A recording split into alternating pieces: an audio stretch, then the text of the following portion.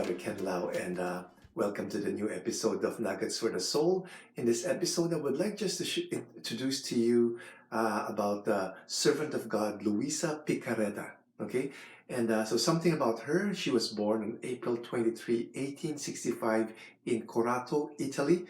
Her parents were Vito Nicola and Rosa Tarantino, and the father was a farmer, and they had 5 children, all daughters. And at the age of 18, she had a vision of Jesus under the weight of the cross, and she heard Jesus saying, "Oh soul, help me." And after that, she had this insatiable longing to suffer for Jesus and also for the salvation of souls. So she started to have this physical sufferings. She would have this like corpse-like rigidity. Okay, she couldn't move, and only when the priest would give her the sign of the cross, that it would restore her. Okay, to the normal function of the body. And she was ordered by priests to eat once a day, but everything that she would swallow, she would throw it up. So it's by divine providence that gave her that strength and sustenance.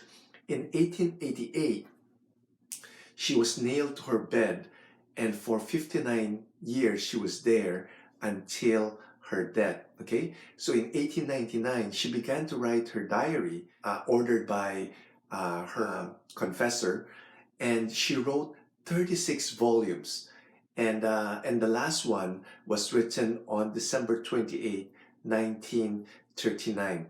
So you could go to www.bookofheaven.org, and you could just download this 36 volumes of her diary.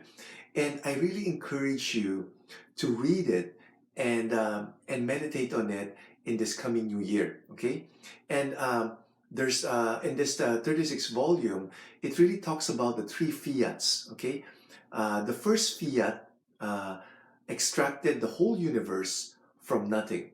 Okay, and the second fiat was pronounced by Mary. Okay, and that led to the incarnation of Jesus, and also his suffering and death on the cross to redeem us. And the third fiat was left to us. Okay, whenever we say the Our Father, Thy will be done on earth as it is in heaven. Confessor Saint Annibal Maria de Francias wrote this: "Even before arriving at the complete knowledge of what it means to operate and live in the divine volition, one who reads these writings cannot not remain enamored with the will of God and not feel new strong impulses and a divine commitment to transforming all of himself in the divine will." And that's our goal, really, right? It's uniting our will to the will of God.